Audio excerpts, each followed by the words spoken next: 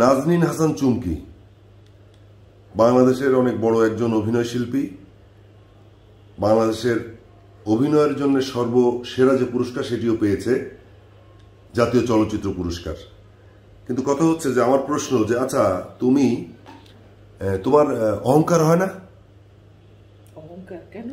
মানে এই যে তুমি এত মানুষ তোমাকে চেনে, তুমি এত বড় অভিনয় শিল্পী, তুমি জাতীয় চলচ্চিত্র পুরস্কারও পেয়েছো, মানে তোমার কি কোনো অহংকার হয়?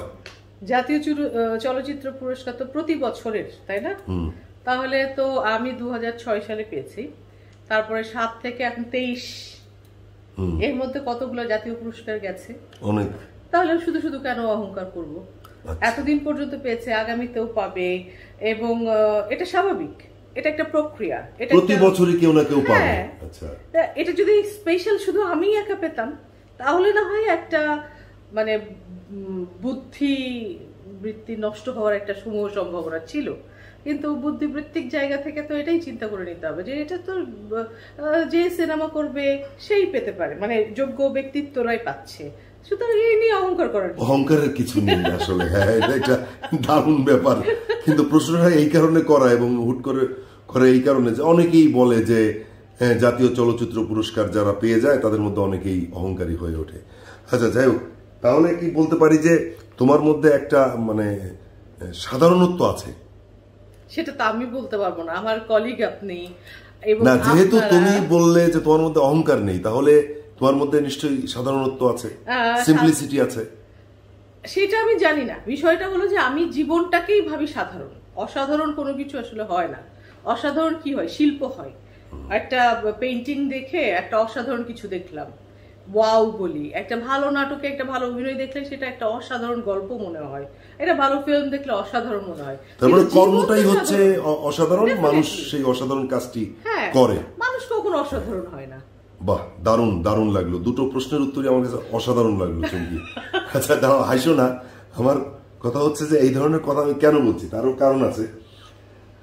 তুমি তো মানে এখন আমার আরেকটা প্রশ্ন যে তুমি তো থিয়েটার করেছো দীর্ঘ বছর এবং এখনো করছো, এবং তুমি একজন সচেতন শিল্পী, আরো বলা চলে যে তুমি রাজনৈতিকভাবে সচেতন একজন মানুষ। তো শিল্পীদের তো অনেক দায়বদ্ধতা থাকে না? অবশ্যই। আচ্ছা, তো সেক্ষেত্রে এখন আজকে বাংলাদেশে, আমি কারণ নাম বলবো না, কিন্তু সাধারণ মানুষের জন্য শিল্পীরা কিছুই বলে না। সাধারণ মানুষের কোনো দুঃখ কষ্ট নিয়ে তারা কখনোই দুই একজন ব্যতীত বলেই না। তাহলে মানে তারা যে নেই, মানে তাদেরকে কি বলবো, বিচ্ছিন্ন? এটা খুবই কঠিন একটা প্রশ্ন। এই কারণে বললাম যে শিল্পীরা সাধারণ মানুষের জন্য কিছু করেন না, সেটা বললে ভুল হবে। কারণ শিল্পীরা শিল্পের মাধ্যমে সাধারণ মানুষের কথা বলে। একটা ফ্যামিলি ক্রাইসিস, একটা সন্তানকে নিয়ে তার পরিবারের ক্রাইসিস, শ্বশুর শাশুড়ির সাথে বউয়ের ক্রাইসিস বা জামাইয়ের ক্রাইসিস, এই যে হাজব্যান্ড ওয়াইফের ক্রাইসিস, এগুলো তো আমাদের সমাজেরই কথা। তা আমরা তো সেটা অভিনয়ের মাধ্যমেই তুলে ধরছি। এমন তো না যে আমরা এমনি এমনি বলছি। আমি আপনি যদি আড়ালে বসে কথা বলি, সেখানে তো কোনো ক্যামেরা নেই, তো সেইটা আসলে কোনো দায়বদ্ধতা না, সেটা আমাদের দুজনের কথোপকথন। দায়বদ্ধতা তখনই যখন আমরা এটা উপস্থাপন করি। তার মানে তো শিল্পীরা এটা বলছে বা করছে। এখন আপনি আমাকে যেটা বলতে পারেন সেটা হলো যে দায়বদ্ধতা শব্দটা আমরা সবাই বুঝি কিনা। আমরা হয়তো অর্থনৈতিকভাবে এবং নিজের কতগুলো নাটক হলো সেইগুলো গণনার ভিত্তিতে কাজ করে যাচ্ছি, কিন্তু দায়বদ্ধতার শব্দটা না বুঝে সমাজের জন্য কাজ করে যাচ্ছি। যদি আমরা এই কথাটা বুঝতাম, দায়বদ্ধতা, তাহলে যেটা হতো যে আমার অভিনয়টা করার আগে আমাকে ভাবতে হতো যে আমি যে গল্পটি করছি বা যে গল্পটিতে এই চরিত্রটি আমি করছি সেটা আসলে কত দূর যাবে, কোন মানুষটার জন্য বলছি, ওই মাঠে থাকা কৃষকের জন্য নাকি পাড়ার রকে বসে আড্ডা দেওয়া ছেলেটার জন্য। তাহলে যদি আমি এটা ভেবে নিতে পারতাম বা আমি যদি এটা বুঝতে পারতাম, তখন না চরিত্রটা আরো বেশি জীবন্ত হয়ে যেত, আরো বেশি কাছের মানুষ মনে হতো। এটাকেই আসলে দায়বদ্ধতার জায়গা বলে। আচ্ছা, আমি এই প্রসঙ্গে একটু পরে আসবো, কিন্তু আরেকটা কথা তুমি প্রথমে যেভাবে শুরু করলে সেটা হচ্ছে যে যারা অভিনয় শিল্পী তারা ইচ্ছে করলেই বা তো অনেক কিছু করতে পারে না, কারণ একটি স্ক্রিপ্ট থাকে, সেই স্ক্রিপ্টের বাইরে যাওয়ারও তো আমাদের সুযোগ নেই, তাই না? তো সেক্ষেত্রে মানে নাটকে বা চলচ্চিত্রে যে আমাদের জন্য যে গল্পটা তৈরি হয়, আমাদের জন্য যে সংলাপগুলো তৈরি হয়, আমরা শুধুমাত্র তার বাহক মাত্র। তাই যদি হয় তাহলে তো সেখানে আমাদের দায়বদ্ধতা কিছু থাকলেও আমরা করতে পারবো না। ব্যাপারটা তো অবশ্যই তাই না। তাহলে আমি সেই কাজটা করব না যদি আমি দায়বদ্ধতার জায়গা বুঝি। গুড, যদি দায়বদ্ধতার জায়গা আমরা বুঝি, যদি সেরকম মনে হয়, আমি সেই কাজটা করব না। কিন্তু না করলেও যেহেতু আমি শুধু বাহক মাত্র, এখানে মাধ্যম মাত্র, সেহেতু তো আমার আলাদা করে ওর বাইরে যাওয়ারও কোনো সুযোগ নেই। খুব ভুল। আচ্ছা, এটার ব্যাখ্যা খুবই ভুল। কারণ হলো আমরা একে অপরের পরিপূরক। একজন নাট্যকার স্ক্রিপ্টটা লিখেন, সেটাকে প্রাণ দেওয়ার দায়িত্ব ডিরেক্টরের, সেটাকে জীবন্ত করে তোলার চেষ্টা করেন সিনেমাটোগ্রাফার, আর সেটা আসলে জীবন্ত হয়ে ওঠে একজন অভিনয় শিল্পীর অভিনয়ের মাধ্যমে। না হলে তো ওই স্ক্রিপ্ট রাইটারের স্ক্রিপ্ট তো পড়ে থাকবে, ওনার ঘরের ওই টেবিলেই পড়ে থাকবে বা ল্যাপটপের ইয়েতেই পড়ে থাকবে। মানে আমরা 4টা সেক্টর, এবং সবথেকে বড় উপরে আছেন মুরব্বী, কিন্তু প্রযোজক মুরব্বী এই কারণে যে উনি অর্থলগ্নি না করলেও ওই স্ক্রিপ্টটার পিছনে এটার কোনোটারই পূর্ণতা পায় না। অভিনয় শিল্পী অভিনয় করতে পারে না, সিনেমাটোগ্রাফারও রোল বলতে পারে না, আবার ডিরেক্টরও অ্যাকশন বলতে পারে না, এবং ওই স্ক্রিপ্ট রাইটারের ইয়েটা জাস্ট পড়ে থাকে, এটা বই হয়ে পড়ে থাকে। কিন্তু অভিনয় শিল্পীদের তো ওই ডায়লগের বাইরে, ওই সংলাপের বাইরে যাওয়ার তো আর কোনো সুযোগ নেই। সেই জায়গাতে তো অভিনয় শিল্পীরা সীমাবদ্ধ, তাই তো? অবশ্যই আছে, সেখানেও আছে। কেমন? কারণ আমি যদি একটা পাণ্ডুলিপি পাওয়ার পর আমি কোন কোন জায়গাটা বুঝছি না, আমার দায়িত্ব সেটা ডিরেক্টরের সাথে কথা বলার। ডিরেক্টর তখন বলবে যে বেটার আপনি নাট্যকারের সাথে কথা বলেন। তখন নাট্যকারের কাছে যদি আমার লজিকটা লজিক্যাল মনে হয় যে হ্যাঁ, চুমকির এই যুক্তিগুলা বা এই প্রশ্নগুলার তো আমি ঠিক মতো উত্তর দিতে পারছি না, তাহলে কিন্তু উনি পাণ্ডুলিপি চেঞ্জ করবেন, এবং উনি সেটা মানে করবেনই। একজন বুদ্ধিমান নাট্যকার অবশ্যই সেটা করবেন। আমরা তো কথাই বলি না, তাহলে না বলে আমি তাহলে কিভাবে বলবো যে এটা চেঞ্জ করার কোনো রকম সুযোগ নাই? এবং কথার সুযোগ নাই, আপনি যেটা বলছেন সুযোগ নাই। এখন আমি যখন নাট্যকারের সাথে কথা বলবো তখন কিন্তু উনি ক্লিয়ার, আমি কিন্তু ক্লিয়ার যে উনি তখন বলবেন না চুমকি তুমি ভাত খাবে, কেন খাবে? কারণ তোমার প্রচন্ড ক্ষুধা, অথবা তোমার খেতে ইচ্ছা করছে না, সেই বাড়িতে তুমি অতিথি, তুমি না খেয়ে গেলে ওই বাড়ির অকল্যাণ হবে, তাই তুমি খাবে। দ্যাটস ওয়াই আমি ওই ডায়লগটি দিব। বাহ, দারুণ ব্যাখ্যা। এবং এই ব্যাখ্যাটা বুঝতে গেলে এবং এইভাবে কাজ করতে গেলেও মানে একটা শিক্ষা লাগে, তাই তো? একটা শিক্ষা তো লাগে। সেই শিক্ষাটা না পেলে তো একজন অভিনয় শিল্পী সে কিভাবে বুঝবে যে এটা ঠিক কি বেঠিক? সেই শিক্ষাটা তো দরকার। শিক্ষা না, সেটা কি? সেটা হলো চাকরি। আমি যে কাজটা করছি এটা তো আমার পেশাগত, আমরা তো বলি আমরা প্রফেশনাল না। আমি একজন শিল্পী হিসেবে আমি আমার সম্মানই পাচ্ছি, এবং দিনকে দিন কিন্তু আমার ডেজিগনেশন হাই হচ্ছে। কিভাবে হচ্ছে? আমি সিনিয়র হচ্ছি। আমি একদম এক সময় আমি যেটা হয়েছে একদম সেন্ট্রাল ক্যারেক্টার করতাম, হিরো বা হিরোইন যেটা বলে তথাকথিত, সেখান থেকে আমি বনে আসছি, তারপর আমি ভাবি হয়েছি, এখন আমি মায়ের ক্যারেক্টারও করি। এটাও কিন্তু এক ধরনের পদোন্নতি। মা মানে কিন্তু অনেক সম্মান। আমি শেষ করি তো সেইটা তো আমরা স্যালারিও পাচ্ছি, আমাদের পদোন্নতিও হচ্ছে। তা অন্যান্য ব্যাংকার আপনি, ডাক্তার আপনি, ইঞ্জিনিয়ার আপনি, আপনার কি সেখানে আপনি পেশা না আপনার? আপনি একজন ডাক্তার হওয়ার পরে তো আপনি FRCS দিচ্ছেন, আপনি এইটা পড়ছেন ওইটা পড়ছেন। সুতরাং আমরা মুখে বলবো পেশা, কাজ করব অপেশাদার, তখনই ঝামেলাটা হয়। পেশাদার হওয়া মানেই হার্ট অ্যান্ড সোল ফেসবুকে ছবি আপলোড করা না, আমার স্ক্রিপ্টটা পড়া, আমার কস্টিউমটা নিয়ে ভাবা, এবং আমি যেই সেটে যাচ্ছি সেখানে আমার কো আর্টিস্ট কারা সেটাও আমাকে জানতে হবে। অফিসের বস যেমন MD কে বা ম্যানেজার কে বা AGM কে, এগুলো যেমন আমরা জেনে বুঝে একটা অফিসে চাকরি করি। আচ্ছা ঠিক আছে, অনেক কিছু জানতে হবে। আমি যেটা বলছিলাম যে শিক্ষা দরকার। এখন সামনে তো শুনলাম তোমার আরো 2-3টা সিরিজ আসছে, তো তুমি কি জেনেছো যে তোমার কো আর্টিস্ট কে আছে সেখানে? হ্যাঁ জেনেছি। আচ্ছা আচ্ছা, যাক, এটা ভালো লাগলো শুনে যে তুমি জেনেছো। আর তোমার একটা বদনাম আছে, ভীষণ রকমের বদনাম, যে তুমি বলবো সেটা? হ্যাঁ হ্যাঁ, সেটা হচ্ছে যে তুমি যখন হাসো তোমার হাসি নাকি সহজে থামে না। এটা কি ঠিক? এটা খুবই এটা আমি শুনছি মানুষ খুব প্রশংসা করে আর কি। না না, এটা শর্টে ঝামেলা হয়। আমি যখন ডিরেক্টর, আমার শর্টই বন্ধ হয়েছিল অনেকক্ষণ, আমার হাসির কারণে। এটা আমি জানি তো, তোমার হাসি শুরু হলে সহজে থামে না। না, আমি যেটা এই তুমি এখন যে ব্যাখ্যাটা দিলে তার আগে আমার, তুমি প্রশ্নটার অর্ধেক বলেছো আর অর্ধেক উত্তর দিয়েছো। যেটা আমি বলছিলাম যে একটা শিক্ষা মানে একটা স্কুলিং যদি থাকে, তাহলে তো সে তার নিজের চরিত্র কি হবে, এই যে রাইটারের কথা বললে তার সাথে কথা বলার মতো সাহস বা সেই যোগ্যতাটা তো অর্জন করতে হবে। সেটার জন্য তো তার একটা স্কুলিং লাগবে, একটা শিক্ষা লাগবে নাকি অভিনয় শিল্পীদের? আমি সেটা বলেছিলাম।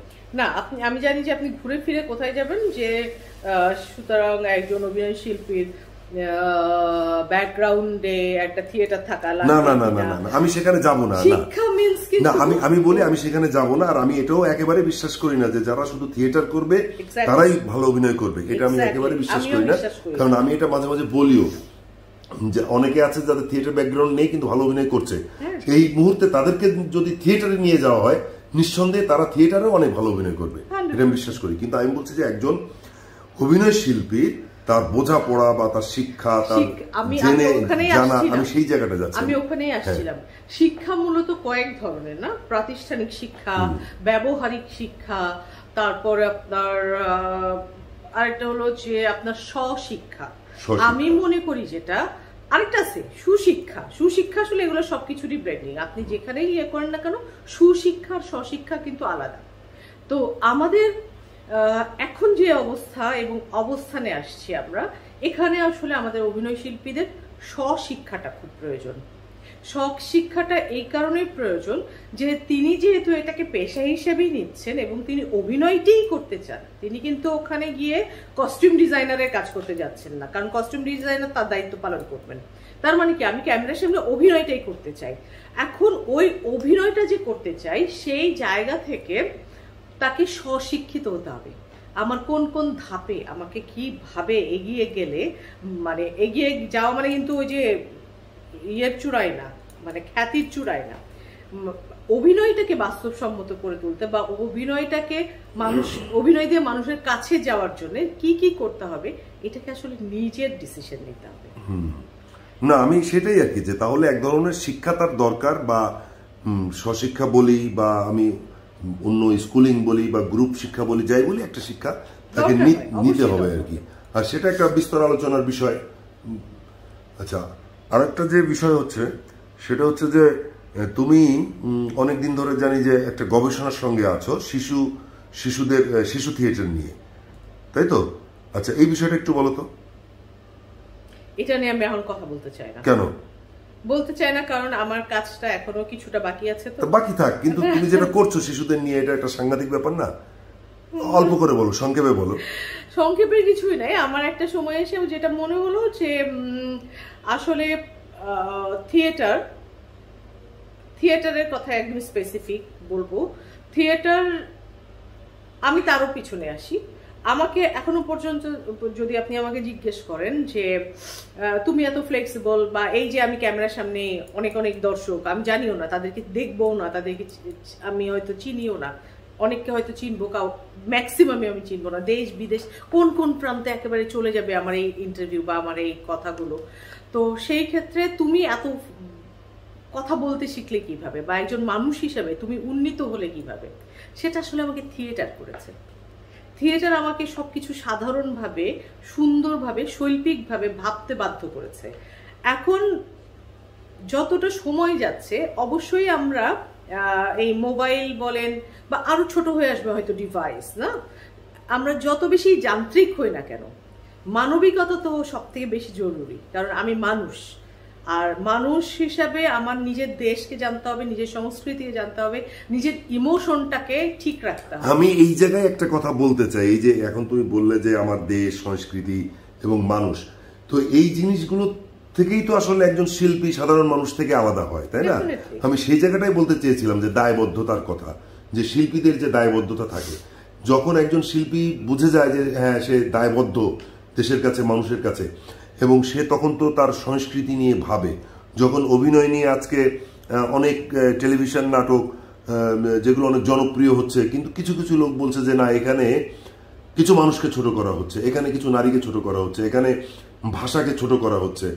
তাহলে আসলে এখানেই আসলে দায়বদ্ধতার কথা। আমি আসলে এই ধরনের একটা কথাই আমি বলতে চেয়েছিলাম। তুমি বলো, যেটা বলছো আমি থামিয়ে দিয়েছিলাম, সরি বলো।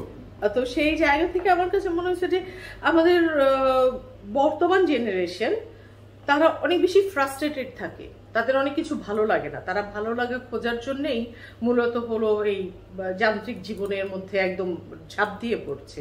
তাতে যেটা হচ্ছে পরিবার থেকে, সমাজ থেকে বা সংস্কৃতি থেকে, সাংস্কৃতিক অঙ্গন থেকে তারা ডিটাচড হয়ে পড়েছে এবং একটা সময় তারা নিজেকে হাতড়ায়, আমি কেন কিছু পাচ্ছি না, আমি কেন মানুষের সাথে কথা বলতে পারি না, আমার ভালো লাগে না। এই কথাটা কিন্তু সে নিজেও জানে না যে আসলে কেন ভালো লাগে না। তো সেই ও যদি ছোটবেলা থেকে একটা স্কুলিং এর মধ্যে থাকতো, ও যদি আসলে থিয়েটারটা করতো, থিয়েটার না করে যদি ডিরেকশনের লাইনে আসতো, অথবা সে হলো গান বাজনা করতো, নাচের সঙ্গে থাকতো, খেলাধুলা করতো, এক্স্যাক্টলি, তো ওর যখন ভালো লাগবে না তখন কিন্তু ও গিটারটা বাজাতো বা হারমোনিয়াম বাজিয়ে ও একটা তার মতো করে গান গাইতো। মানে একটি জীবনের সঙ্গে একটু অনুষঙ্গ নিয়ে জীবন চলা। এইটা কতটা ইম্পর্টেন্ট, ওই ইম্পর্টেন্সিটা, এবং এটা হলো অভিভাবকদের বিষয়টাও এসেছে যারা থিয়েটার করেন, অগ্রজ যারা, তাদের বিষয়টাও এসেছে আমার এই গবেষণার মধ্যে। তো তাদের এই বিষয়গুলোই কিন্তু তাদেরকে বোঝানোর চেষ্টা করা হয়েছে যে প্রপারলি শিশুদেরকে থিয়েটারে আনেন, তাহলে সে তার মতো একটা জীবন কাটাতে পারবে। কারণ এখন খেলার মাঠও তো নাই, তাহলে সে খেলবে কোথায়, সে কথা বলবে কার সাথে, সে গল্পের বইটা পড়বে কিভাবে? যেমন আমি হয়তো অনেক কথা বলছি কিন্তু বোঝানোর জন্য বলছি, সেটা হলো যে আমি ছোটবেলা থেকে একটা পরিবেশে বড় হয়েছি, যে পরিবেশে আমার ভাই বোনেরা ছিল, তারপর আমাদের স্কুল এসেছে, আমি সেখান থেকে ঢাকায় এসেছি, আমি তো একটা মফস্বল শহরের মেয়ে, আমি তো মফস্বলে বড় হয়েছি। এখন এই যে ঢাকাতে আসার পর এই যে মানুষগুলো, এখানকার কালচার, এখানকার মানুষদের জীবনযাপন একদম আলাদা, কিন্তু এবং ঢাকা একটা মাল্টি কালচারের মতন।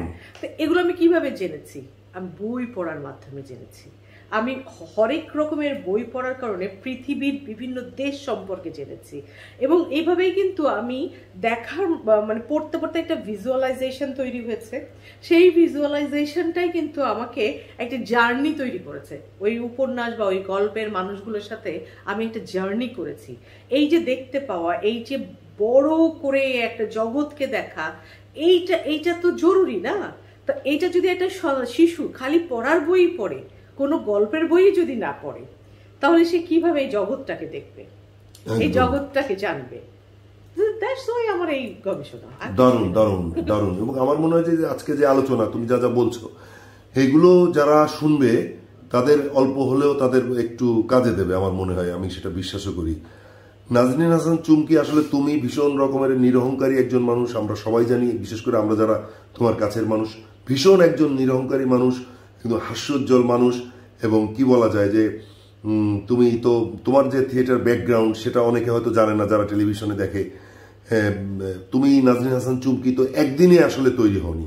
তুমি যেহেতু থিয়েটারের কথা বললে, তুমি যদি থিয়েটারের কথা বলো যে তুমি কোন দলে কাজ করছো, কি কি বলে আমরা এই আলোচনাটা শেষ করব। আমি এখন দেশ নাটকে কাজ করি, পাশাপাশি আমি বিভিন্ন রেপার্টরি থিয়েটারেও আমি কাজ করি। বাহ, যাক, নাজনীন হাসান চুমকির সঙ্গে কথা বলছিলাম। ভীষণ রকমের একজন নিরহংকারী মানুষ। চুমকি আমার প্রিয় একজন মানুষ। চুমকি, তুমি সব সময় ভালো থাকবে, সুস্থ থাকবে, এটা চাই। Thank you very much.